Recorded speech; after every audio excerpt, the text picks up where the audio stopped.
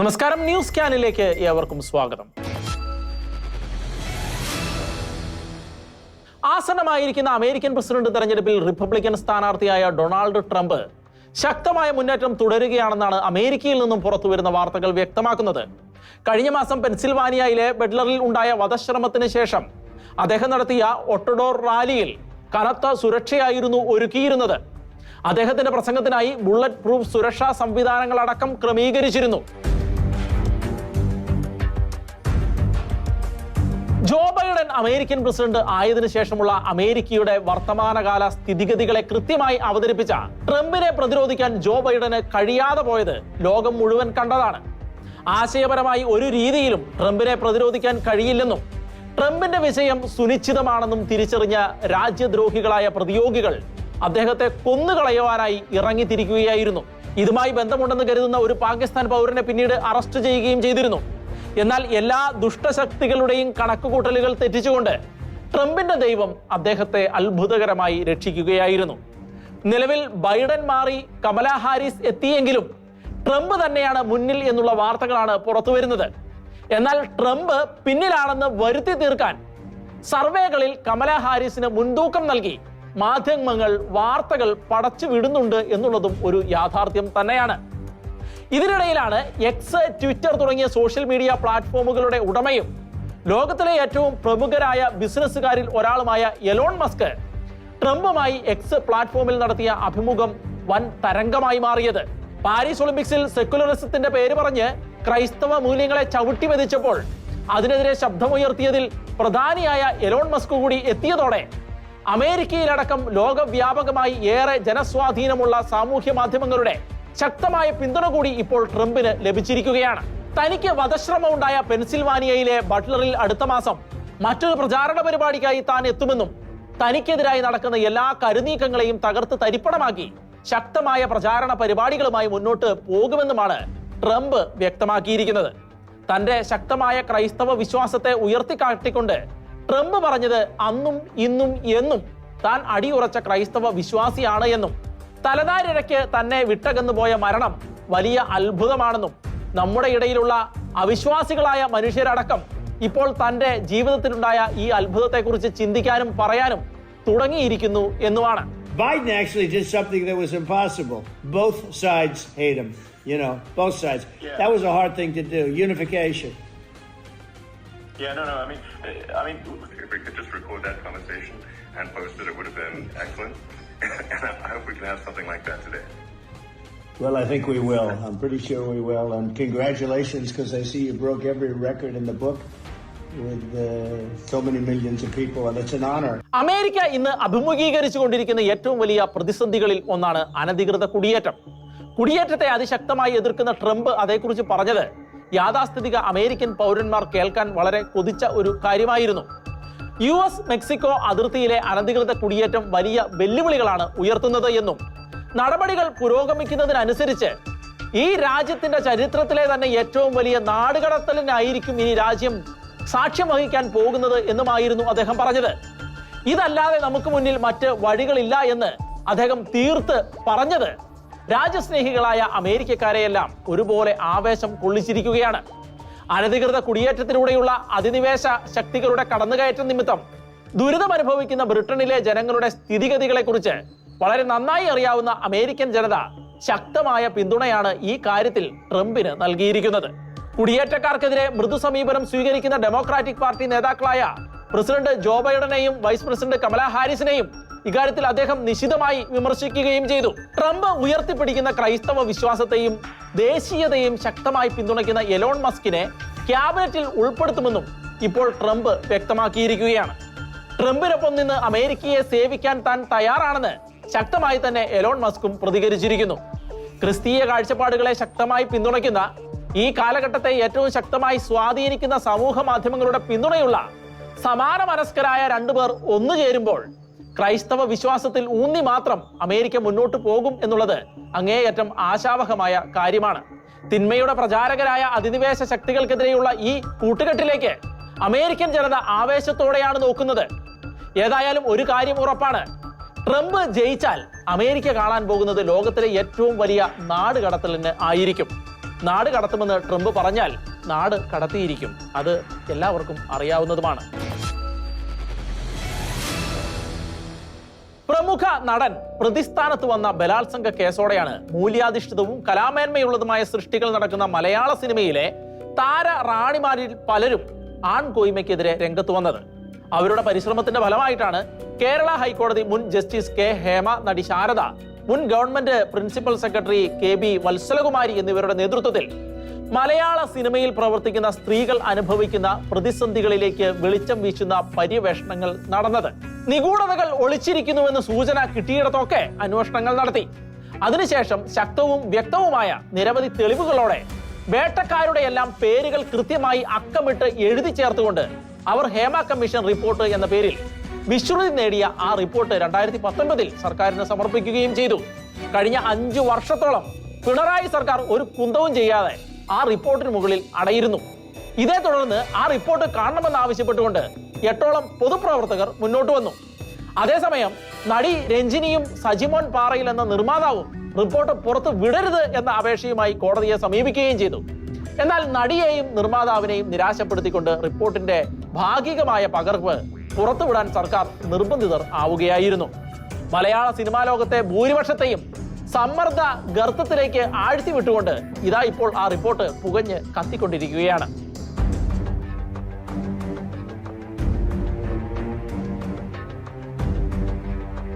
ഈ റിപ്പോർട്ടിനകത്ത് ഞെട്ടിക്കുന്നതും അമ്പരപ്പിക്കുന്നതുമായ കുറെ കാര്യങ്ങൾ ഉണ്ടെന്നാണ് പറഞ്ഞിരുന്നത്. എങ്കിലും സിനിമാ ലോകത്തെക്കുറിച്ച് സാമാന്യബോധമുള്ള മനുഷ്യർ വെച്ചു പുലർത്തിയ ധാരണകൾക്ക് അപ്പുറത്ത് വിശേഷിച്ച് ഒന്നും ഇതിന്റെ പുറത്തു വിടാതെ വെച്ചിരിക്കുന്ന കടലാസ് കെട്ടിലും ഉണ്ടാവില്ല എന്നത് ഏറെക്കുറെ ഉറപ്പാണ്. നടീനടന്മാരെ നക്ഷത്രങ്ങളായി കണ്ട് ആരാധിച്ചവർക്ക് ഇച്ഛാഭംഗമോ നിരാശയോ വികാര വിക്ഷോഭമോ ഒക്കെ തോന്നിയേക്കാം. എന്നാൽ ഒരു എന്റർടൈൻമെന്റ് എന്ന നിലയിൽ മാത്രം ചലച്ചിത്രത്തെ കാണുകയും അതിലെ അഭിനേതാക്കളെ കേവലം നടന തൊഴിലാളികളായി മാത്രം കാണുകയും ചെയ്തവർക്ക് സിനിമയ്ക്കുള്ളിലെ ഈ അഴിഞ്ഞാട്ടകളുടെ കഥകൾ അല്പം പോലും അമ്പരപ്പ് ഉളവാക്കിയില്ല എന്നുള്ളതാണ് പച്ച പരമാർത്ഥം. സിനിമയിൽ മാത്രമല്ല, സ്ത്രീകൾ പ്രവർത്തിക്കുന്ന ഏതൊരു തൊഴിൽ മേഖലയിലും അവരുടെ സുരക്ഷിതത്വം ഉറപ്പാക്കേണ്ടത് തന്നെയാണ്. ഗൗരവമായി ചർച്ച ചെയ്യേണ്ട നിരവധി ഗൗരവതരമായ വിഷയങ്ങളുള്ള സിനിമാ മേഖലയിലെ ഇത്തരം പ്രതിസന്ധികളെ കുറിച്ച് ഏകപക്ഷീയമായി നടത്തുന്ന വിലയിരുത്തലുകളൊന്നും ഗുണകരം ആവാൻ ഇടയില്ല. എന്നാൽ 3 നേരവും കഴിക്കാൻ അന്നം വിളയിച്ചു തരുന്ന കൃഷിക്കാരെ പോലും ആദരിക്കാത്തിടത്ത് സംസ്ഥാന സർക്കാരും കേന്ദ്ര സർക്കാരും ഒരുപോലെ അവാർഡുകൾ നൽകി ആദരിക്കുന്ന ഇവരുടെ താവളം ഡ്രഗ്സും സെക്സും പിന്നെ വയലൻസും മറഞ്ഞിരിക്കുന്ന അങ്ങേയറ്റം ഭീകരമായ ഒരു നിഗൂഢ സ്ഥലമാണ് എന്ന് അറിയുന്നത് അങ്ങേയറ്റം ലജ്ജിപ്പിക്കുന്ന കാര്യം തന്നെയാണ്. താരപ്പൊലിമയൊന്നും ഇല്ലാത്ത പ്രേക്ഷകൻ എന്ന മനുഷ്യൻ പണിയെടുത്തുണ്ടാക്കിയ പണം കൊണ്ട് ടിക്കറ്റ് എടുത്ത് തിയേറ്ററിൽ കയറി പടം കണ്ട് സിനിമ ഹിറ്റാക്കുക വഴി പ്രേക്ഷകരുടെ ചെലവിൽ കോടീശ്വരന്മാരായി മദ്യവും മദിരാക്ഷിയുമായി വിരസുന്ന മലയാള സിനിമ തമ്പുരാക്കന്മാരുടെ ചെയ്തികൾ എല്ലാം മാന്യമായിരുന്നു എങ്കിൽ 5 വർഷത്തോളം ഈ റിപ്പോർട്ട് പൂഴ്ത്തിയതും അത് തുറക്കാതിരിക്കാൻ തങ്ങളുടെ സ്വാധീനം ഉപയോഗിച്ച് ആവത് ശ്രമിച്ചതും എന്തിനായിരുന്നു എന്ന ചോദ്യമാണ് ഇപ്പോൾ അവശേഷിക്കുന്നത്. ഹേമ കമ്മീഷനെ അന്വേഷണത്തിന് നിർബന്ധിച്ചിറക്കാൻ മുൻപന്തിയിൽ നിന്ന ഒരു പ്രമുഖ നടി ഇപ്പോൾ മലക്കം മറിഞ്ഞെന്നും കാല് വാരിയെന്നുമൊക്കെ പറയുന്നത് ശരിയാണെങ്കിൽ ഇത്തരത്തിലുള്ള അവസരവാദപരമായ ഇടപാടുകളും നിലപാടില്ലാത്ത നീക്കങ്ങളും സിനിമാ മേഖലയിൽ തുടർക്കഥയാകുന്നതിനാൽ ചൂഷണങ്ങളെന്നും പീഡനങ്ങളെന്നും ഒക്കെ പറയുന്നത് എത്ര കാലം തുടരുമെന്നുള്ളത് കാത്തിരുന്ന് കാണേണ്ടത് തന്നെയാണ്. ഏതായാലും അങ്ങേയറ്റം ക്രിമിനൽ പശ്ചാത്തലമുള്ള ആളുകളാണ് സിനിമാ മേഖലയിൽ മുഖ്യസ്ഥാനത്ത് നിൽക്കുന്നതെന്നും ഏതാനും നിർമ്മാതാക്കളും സംവിധായകരും താരങ്ങളും പ്രൊഡക്ഷൻ കൺട്രോളർമാരുമാണ് ഇപ്പോൾ മലയാള സിനിമാ മേഖലയെ ഭരിക്കുന്നതെന്നുമാണ് റിപ്പോർട്ടിൽ വ്യക്തമാക്കിയിരിക്കുന്നത്. മയക്കുമരുന്ന് ലോബികൾ സിനിമാ മേഖലയെ അടപടലം കീഴടക്കിയിരിക്കുന്നു. മലയാള സിനിമയെ മാത്രമല്ല, ഇന്ത്യൻ സിനിമയെ ആകമാനം ഗ്രസിച്ചിരിക്കുന്ന പ്രതിസന്ധി തന്നെയാണ് ഈ ഡ്രഗ്സ് മാഫിയയുടെ ഹൈജാക്കിങ്. ഹേമ കമ്മിറ്റിയുടെ റിപ്പോർട്ട് അനുസരിച്ച് മലയാള സിനിമാ മേഖലയിലെ ചില യുവതാരങ്ങൾ ഗണ്യമായ തോതിൽ മാരക ലഹരി വസ്തുക്കൾക്ക് അടിമകളാണെന്നും അതിന്റെ ഉപയോഗം വ്യാപകമാണെന്നും പറയുന്നു. ഇത് സംബന്ധിച്ചുള്ള വാർത്തകൾ മുൻപും പുറത്തു വന്നിരുന്നു. തത്വത്തിൽ മലയാള സിനിമയെ നിയന്ത്രിക്കുന്ന ഒരു മാഫിയ സംഘം ഉണ്ടെന്നും അത് തുറന്നു പറയാൻ പോലും മടിച്ച പലരും പ്രാണഭയത്തോടെയാണ് കമ്മിറ്റിക്ക് മുന്നിൽ മൊഴി നൽകിയത് എന്നുമാണ് പുറത്തു വരുന്ന വിവരം. ഷൂട്ടിംഗ് സെറ്റുകളിൽ മദ്യവും ലഹരി പദാർത്ഥങ്ങളുടെ ഉപയോഗവും കർശനമായി നിരോധിക്കണമെന്നുള്ള നിർദ്ദേശവും കമ്മീഷൻ സർക്കാരിന് മുന്നിൽ വെച്ചിട്ടുണ്ട്. ഹേമ കമ്മീഷൻ റിപ്പോർട്ടിൽ നിന്ന് ഒരു പേജ് പോലും ഒഴിവാക്കാതെ മുഴുവൻ മുദ്ര വെച്ച കവറിൽ കോടതിയിൽ ഹാജരാക്കാൻ ഹൈക്കോടതിയും പറഞ്ഞിരിക്കുന്നു. അതിനാൽ ഇനി അടുത്ത രംഗത്തിനായി നമുക്ക് കാത്തിരിക്കാം. പ്രത്യേക അജണ്ട നടപ്പിലാക്കുക എന്ന ലക്ഷ്യത്തോടെ പ്രവർത്തിക്കുന്ന കോക്കസുകൾ പല രൂപത്തിലും ഭാവത്തിലും സിനിമയിൽ മാത്രമല്ല പലയിടത്തും അരങ്ങുവാഴുന്ന ഈ കാലത്ത് സത്യവും നീതിയുമെല്ലാം അട്ടിമറിക്കപ്പെട്ടേക്കാമെന്ന ആശങ്കയും ശക്തമാണ്. മലബാർ കലാപം എന്ന് അറിയപ്പെട്ട മാപ്പിള ലഹളയുടെ 103ാമത് വാർഷികമാണ് കടന്നുപോയത്.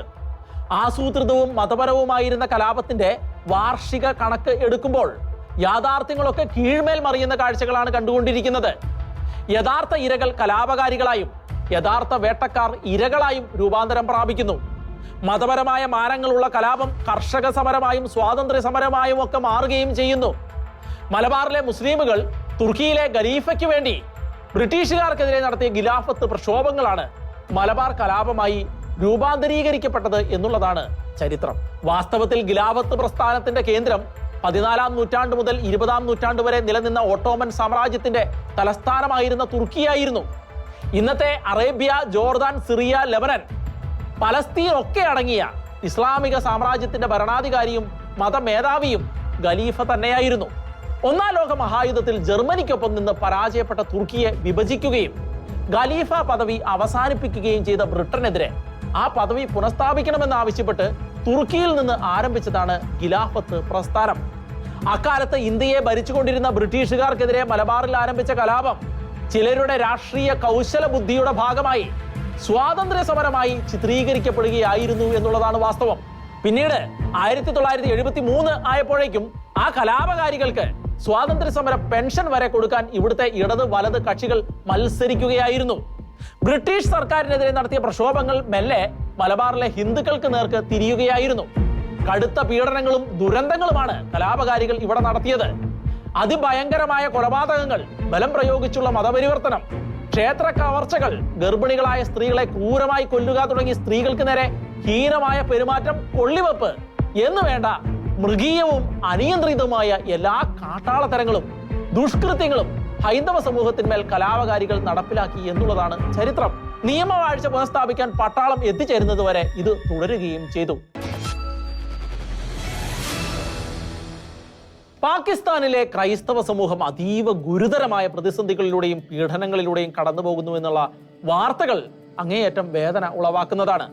മറ്റൊന്നും ചിന്തിക്കാതെ അന്നന്നത്തെ കുടുംബം പുലർത്താൻ കഷ്ടപ്പെടുന്ന പാവപ്പെട്ട ക്രൈസ്തവരെ കൃത്യമായി നോട്ടമിട്ട് അവർ നിൽക്കുന്നതിന്റെ സമീപത്തേക്ക് ഖുറാന്റെ പഴകിയ പേപ്പറുകൾ ആസൂത്രിതമായി വലിച്ചു കീറിയിട്ടിട്ട് ക്രൈസ്തവർ ഖുറാനെ അപമാനിച്ചു എന്ന് അലറി വിളിച്ച് തദ്ദേശീയരെ കൂട്ടി എതിർക്കാൻ പോലും ശക്തിയില്ലാത്ത ആ പാവം ക്രൈസ്തവ സഹോദരങ്ങളെ ക്രൂരമായി മർദ്ദിച്ച് കൊല്ലുകയും ഇനി കൊല്ലാൻ പറ്റിയില്ലെങ്കിൽ ജീവപര്യന്തം കുറ്റം ചുമത്തി തുറങ്കിലടയ്ക്കുകയും ചെയ്യുന്ന സംഭവങ്ങളിൽ വലിയ വർധനവ് ഉണ്ടായിട്ടുള്ളതായ റിപ്പോർട്ടുകളാണ് പാകിസ്ഥാനിൽ നിന്നും ഇപ്പോൾ പുറത്തു വന്നുകൊണ്ടിരിക്കുന്നത്.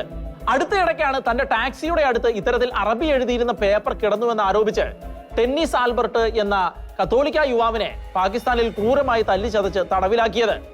ഇതിന് തൊട്ടു പിന്നാലെയാണ് തന്റെ അയൽവാസിയുടെ കുൽസിത നീക്കത്തിന്റെ ഫലമായി പാകിസ്ഥാനിലെ പഞ്ചാബ് പ്രവിശ്യയിലെ ഫൈസലാബാദ് ജില്ലയിൽ വ്യാജ മതനിന്ദാ കുറ്റം ആരോപിച്ച കത്തോലിക്ക വിശ്വാസിയും 2 കുട്ടികളുടെ മാതാവുമായ ക്രൈസ്തവ യുവതി ക്രൂരമായ മർദ്ദനത്തിന് ഇരയായത്.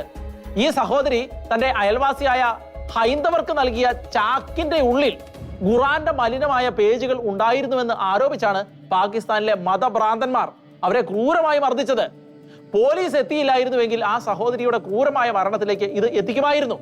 ഇവരെ കൊല്ലാൻ കഴിയാതിരുന്നതിന്റെ ദേഷ്യം ഈ മത തീവ്രവാദികൾ തീർത്തത് അവിടെയുള്ള കണ്ണിൽ കണ്ട ക്രൈസ്തവരെയെല്ലാം കയ്യേറ്റം ചെയ്തായിരുന്നു എന്നാണ് അവിടെ നിന്നുള്ള റിപ്പോർട്ടുകൾ പുറത്തു വരുന്നത്.